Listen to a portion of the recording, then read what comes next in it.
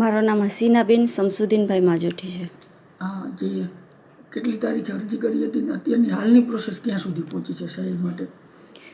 અમે અરજી કરી હતી. સાહિલનો જ્યારે વિડીયો આવ્યો તો યુક્રેનમાંથી રિલીઝ થયો તો ઇન્ટરનેટ ઉપર, એના પછી અમે દિલ્હી હાઈકોર્ટમાં અમારા એક દીપાબેન જોસેફ નામના એડવોકેટ છે, સોશિયલ વર્કર પણ છે, એ પહેલા દિવસથી અમારી સાથે જોડાયેલા છે ને એ બેન અમારી ખૂબ સહાયતા કરી રહ્યા છે.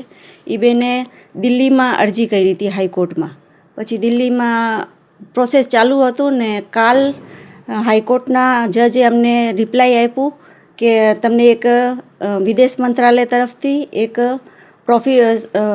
એડવોકેટ પ્રોવાઈડ કરાવશે. તો એ તમને પ્રોફેસર એડવોકેટ પ્રોવાઈડ કરાવશે. એ તમને યુક્રેન લઈ જશે.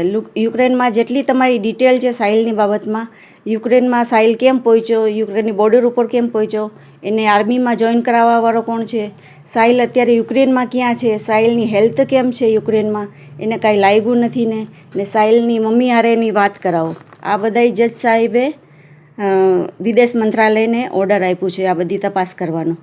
હવે વિદેશ મંત્રાલય જશે, અહીંયા એક પ્રોફેસર જશે એના ને બધી આ તપાસ કરીને 3 ડિસેમ્બરે પાછી આ બધી ડિટેલ સબમિટ કરવાનું છે કોર્ટમાં. 3 ડિસેમ્બરે અમારે હાજર થવાનું છે અહીંયા. પછી કેવી રીતે વાત કરાવશે 3 ડિસેમ્બરે મારી હારે?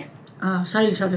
સાહિલ સાથે વિડીયો કોલથી અથવા વોઇસ કોલથી 3 ડિસેમ્બરના અંદર 1 મહિનાના અંદર વાત કરાવશે સાહિલ હારે. નથી કોઈ દિવસ એને હથિયાર જોયા નથી તો ચલાવતા ક્યાંથી આવડશે એને? એ નિર્દોષ છોકરો હતો, એને કાંઈ રશિયાના આર્મીના બારામાં કાંઈ ખબર નથી ને એને ડાયરેક્ટ બોર્ડર ઉપર ફ્રન્ટ લાઈન ઉપર લઈ ગયા. ત્યાં જઈને કાંઈક થઈ જત તો મારા છોકરાને. રશિયાના તો કેટલાય નાગરિક મરી ગયા, એને તો શું ફેર પડે છે? મારે તો એકને એક દીકરો છે ને એવા તો કેટલાય છોકરા ફસાયેલા છે. ને આ કાલ અમારી જજ હારે વાત થઈને તો જજ સાહેબે પણ એમ કીધું કે તમારો બેન એક છોકરો નથી, એવા કેટલાય છોકરા ફસાયેલા છે યુક્રેનમાં, રશિયામાં. અમે બધાઈને કાઢવાની પ્રોસિજર ચાલુ જ છે. ને કાલ જંતર મંતરમાં પણ એક સભા થઈ હતી, બેઠક થઈ હતી રશિયન ગવર્મેન્ટની ખિલાફ. ત્યાં પણ કહેવામાં આવ્યું કે 55 છોકરાની લિસ્ટ એક બહાર પડી છે કે અમારા ઇન્ડિયાના 55 છોકરા રશિયન ગવર્મેન્ટની અંડરમાં છે ને આર્મીમાં ભરતી છે. એ છોકરાને કાઢવાનો અમે ભારત સરકાર પ્રયત્ન કરી રહ્યા છે. આ વાત વિદેશ મંત્રાલય તરફથી કહેવામાં આવી છે.